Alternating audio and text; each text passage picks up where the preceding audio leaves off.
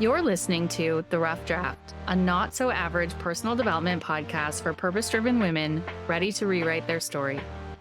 It's a show about evolution, changing narratives, and rewriting our life's rough drafts. I interview some of the world's top female leaders in business, energetics, love, relationships, money, and personal power about their humble beginnings and shifts that got them here. I'm your host, Sabrina Greer, writer, speaker, book publisher, serial entrepreneur, and mentor to women in life and business. Let's rewrite.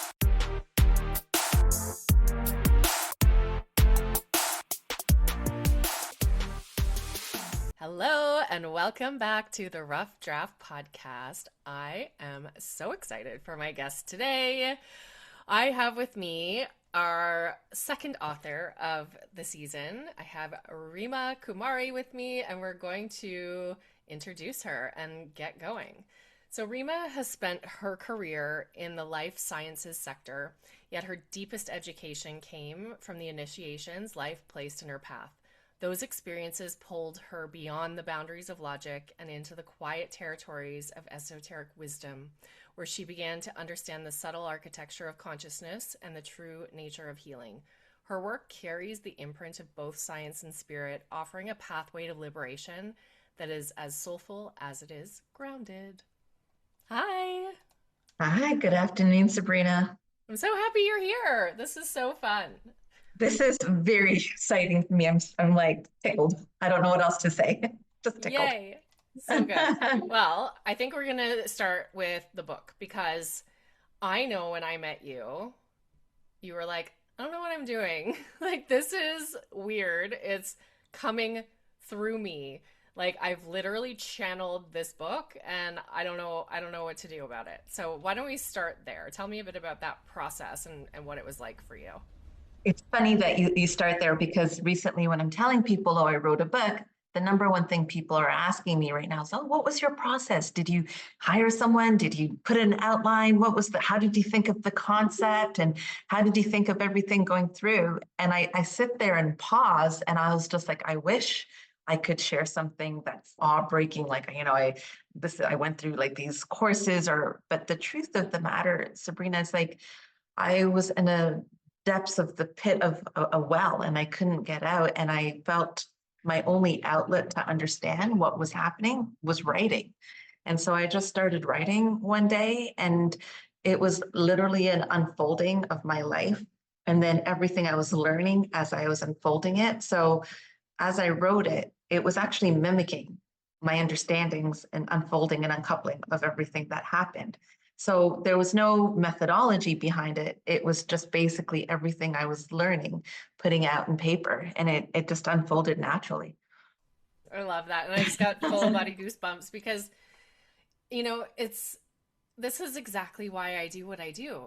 This is it. This is like stories are the codes for humanity. I believe that on so many levels. I believe that we as women, experience certain things in our life, and we can either let them take us out at the knees and crumble, or we can allow those lessons, those experiences to be embodied, and then we get to share that wisdom with the world. Like, yeah. I believe that with my whole body, and you're a perfect example of that in motion. Like, it comes through you. It's for you, through you, for the world. That's sort of the process of it. I really believe that. And that's what this book is. It's codes for humanity. It's everything. And it's so powerful. When I wrote the book, I used some allegories in there, and I've always been like it's funny because you're saying I'm like in life sciences, and I've spent my whole career being in a very logic-based, analytical, left brain kind of ways of being. And I talk about my upbringing being in a South Asian family where it's like you're only considered math, like math. You're only considered smart if you can do math. And so I was just like, I just focused all my attention there. And I kind of let go of my creative side of things. And so when I was writing this book and it was like unfolding like how creative I can be, and it's, looking at innately of who I am. And innately, I've always been drawn to spirituality. Like in your 20s, when everyone's going to a club and everyone's doing like, the fun things of trying to figure out like how to live their best life, I was just like, oh, what does the Gita represent, which is one of the ancient wisdom books in the Hindu tradition. And the reason why I say that is because as I wrote this book, I pull allegories from all of the spiritual teachings that I've learned over the years. And I think what happens sometimes is people make it so complicated, right? And it's not. And so when I wrote it from a way of simplicity. And the reason why I wrote it is because struggle is universal.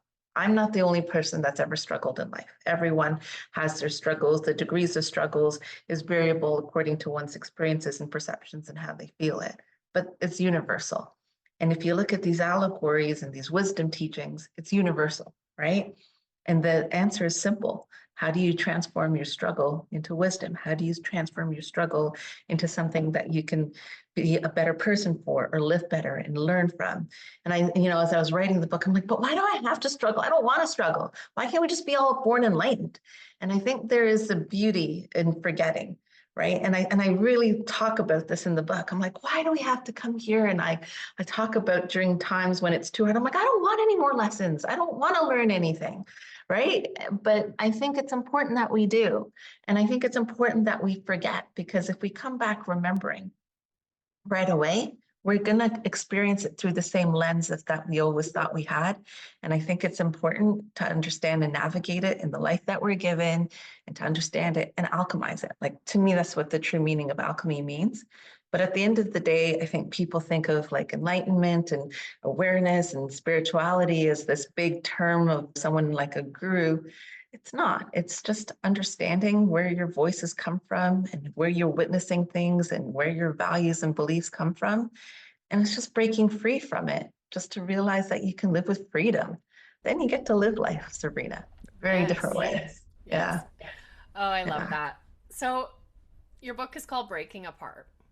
Tell us a Yeah. little bit about what that means and how you came to that as the title of your book. Well, you helped me in this, because I remember like when I was telling you, it's like I think you go through life in autopilot, right?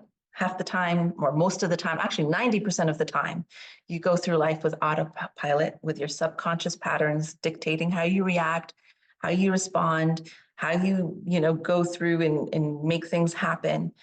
And you don't even realize what's happening to you until you have to take that stillness and pause.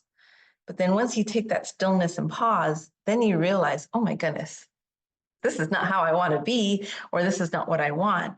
And then once you awaken, you can't go back to how you were living in autopilot. And there's no way that once you're awakened, that everything's going to stay the same, right? All the challenges that you kind of shoveled under the rug, all those feelings of being unhappy, but just slightly ignoring it, all those survival modes or instincts, you can't fundamentally live that way. So then what happens is you fundamentally shift everything in your life.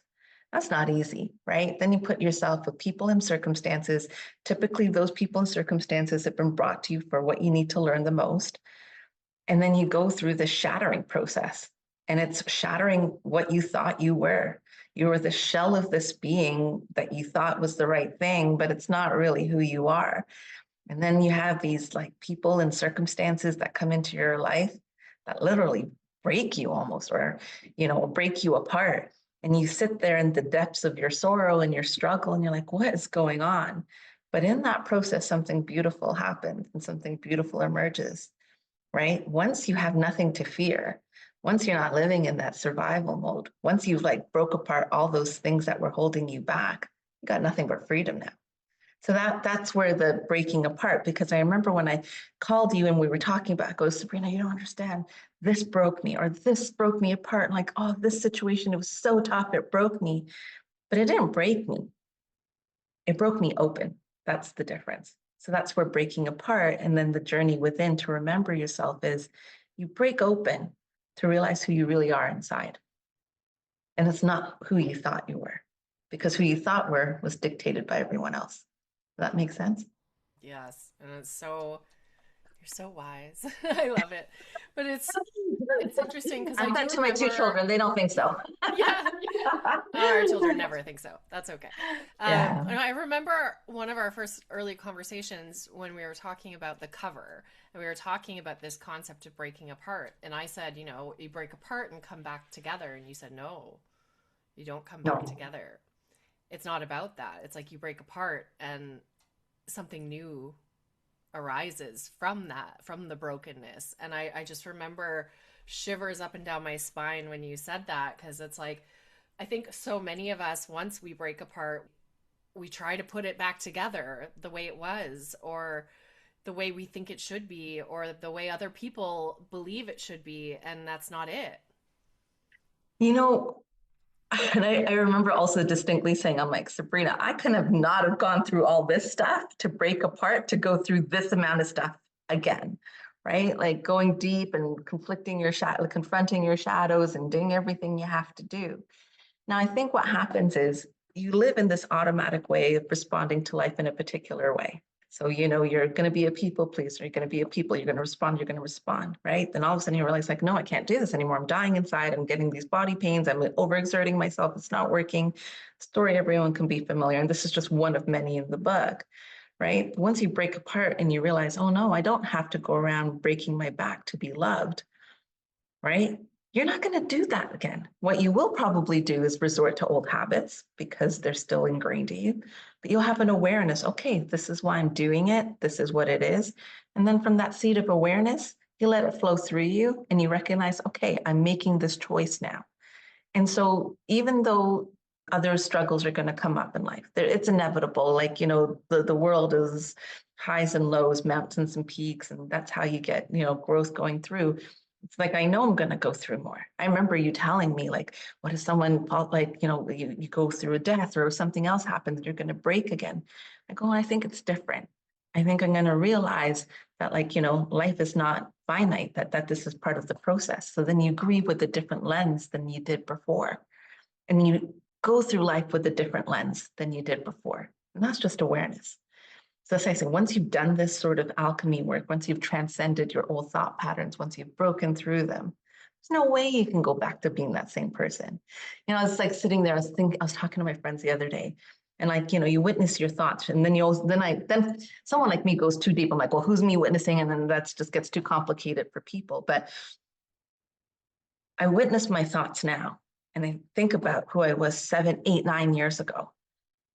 Innately and fundamentally, it's like if someone was to take AI and go in my brain and put it on a computer screen, you would be like, these are two completely and utterly different people now. It's just, that's it, right? So there's no way you can go through all these life lessons, learnings, and alchemy to go back and contract again. So then you just go with a different way and you deal with struggles in a different way. Absolutely. Tell me a bit about the eagle analogy, because I know that was a big theme throughout your book. So the eagle analogy, you know, so the way we start the book and the way this concept came to me is that it actually came through Instagram on my feed of what an eagle goes through. But an eagle is a powerful animal, right? It's an eagle that soars. It has its, like it can hunt, it can gather its food, take care of its young. And then at the age of 40, an eagle starts to go through a really difficult process.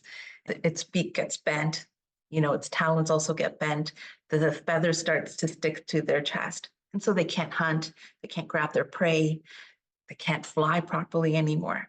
And so they're like, okay, there's a couple of things that can happen here. You can either die or you go through a painful process of transformation. So what they do is they go to a mountaintop and they literally smash their beak against stone rock until it falls out and a new beak grows in. Then when the new beak grows in, they literally pull out their talons and the new ones grow in. When those new ones grow in, then it takes out the feathers on their chest. And I love this analogy. First of all, I started my whole transformation process in my 40s, as I think a lot of women do, right? But the second thing is it's layered and it's brutal and it's hard. I know that like when a lot of people think about transformation, they think about like the metamorphosis of a butterfly. And when I was researching, I'm like, oh my God, this butterfly only lasts for 2 weeks. So this was kind of that concept of breaking apart and contract. I'm like, no, this is long term, right? But it felt the same to me because until I was 40, I was like, oh, look at me, I'm married, I have 2 kids, I'm successful, like life was great, but it wasn't. And then you reach this point when you get around 40. When I was 40, I was like, no, my beak is gone, my talents are gone. And I love the analogy of the chest and the feathers because to me, those were like your chakra and your energy centers that are just blocked. And you can't soar and you can't fly and you can't do anything. But then for some reason, Instagram picked up on my algorithm with eagles and it kept on giving more and more information.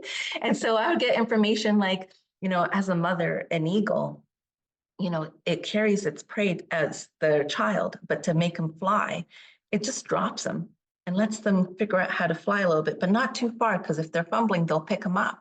I'm like, that's how I want to be as a mom. I want my kids to experience life and let them be and have their failures, but I'm going to be right there to pick them up when it's too much. Then another analogy came up of an eagle is that, once the eagle takes its infamous flight and soars, predators will come to an eagle, right? And they'll, like, such as a crow, and they'll come on their back. Most other sort of animals would fight the crow, right? But an eagle just soars high enough that the crow just falls off. So when I started hearing about all these different analogies of an eagle, then I brought it into work. I'm like, as an eagle, this sees the bigger picture, but then it can go in. So there were just so many analogies throughout the whole process that I'm like, you know what? My spirit animal's an eagle. Then I had to get a tattoo, an eagle on my back at 40. So that's where it love comes it. from. I love it. You know what's crazy, and I haven't told you this yet, and it's interesting because I was driving and I was busy, so I couldn't message you, but we saw an eagle, a bald eagle, in our front field the other day. Oh, I love Like that. that's so I've only ever seen one before, like in real life. Like I've seen them at the zoo or like on pictures and lots of videos and stuff, but like in real life I've only ever seen one before in my whole life. And it was just the other day, and the first thought that came to my head was you. I was like, oh, so you'll leave I'm that going to take imprint. that as a sign. I'm a big believer. I talk about in the book all these signs, and I think the universe does give us signs if you're open Yes, and awake to see them. So I'm going to take that as a sign, Sabrina. I think And so too. I love it. I love it. So there's something too about freedom and eagles. Like I think an eagle embodies freedom, and there's something so powerful about that. And that's really, if I was to like, if somebody said, what is this book about in one word, that's the word that comes to mind, is freedom. yeah, Do you want to share a little bit about that? Like what does freedom mean to you? And it's simple to me. Freedom means just to be you. And it's just to be you in your most authentic form and be happy with who you are. Now, like, listen, there's going to be times in life where you have to grow, you have to have some self awareness. You don't want to be like a jerk to somebody, you don't want to be that person. But I think, you go through life and, maybe someone at 7 year old said something to you that made you feel awful. And then you just shut down. And then you're like told something else. And then you're like, oh, I don't feel good enough. And then you're like, oh, no, I have to adapt. So people have to like me. And then that's an awful way to be, Sabrina. And so when you go through this process of looking within and you see the patterns of what formed you, and then you realize you're repeating those patterns over and over again, they really inhibit you, right? It's kind of like the feathers on that eagle chest. It's like the samsaras and our chakras. It blocks us. Your vital energy force gets blocked. So what do you got to do? You got to just take it all out and realize this is not mine to carry anymore. I think one of the biggest things that I realized is, someone had said something and it was bothering them so much. And the same thing used to happen to me, like, oh, this person said this to me and this is the situation, and it would just bother me and I'd get so upset and cry. But I'm like, words only matter as much as the significance you give to those words that are said to you. That to me is freedom. It's that I'm going to be who I am, right? I'm going to accept who I am. But part of that freedom is also giving freedom to everyone else. Therefore, you live from this place of non-judgment, where I think as before, you could be very quick to analyze people, make commentary. And I think that's the biggest thing. It's this freedom to be you, letting people around you be who they are as well. Right. I think there was a part of me in life, oh, I got to fix this. I got to help this person around me. And I'm like, no, we're just all here to be present with each other. And that's it. That's liberating. I love that. So good. If there were any other words of wisdom that you want to leave people with today before they grab your book, which is now available, and the link is in the show notes to go get your copy of Breaking Apart? What would you like to leave with our listeners today? But don't be afraid, right? Take the courage. If you have a thought, if you have a spark in you that you want to do something, just do it. What's the worst that will happen, right? If you fail, well, at least you tried. You never know if you could do it unless you try. And I think just be you, be who you are, be proud of who you are. Your flaws, your idiosyncrasies, your mistakes, own it. It's who you are, what makes you are, and it's what makes you unique, and it's all good. I love it. That's it. Simple. Amazing. And where can people find you if they want to come follow you on social media or check out what you're up to next? So they can find me at I am Reema Kumari at Instagram.com. And I'm new. I'm trying to be like, That's the Gen okay. Zs. I'm getting We'll there. link it all in the show. We'll link it all in the show notes anyway. So And then the website, I'm going to have a website, reemakumari.com as well. perfect. Thank you so Thank you. much. And thank you all for tuning in. Thank you, Sabrina.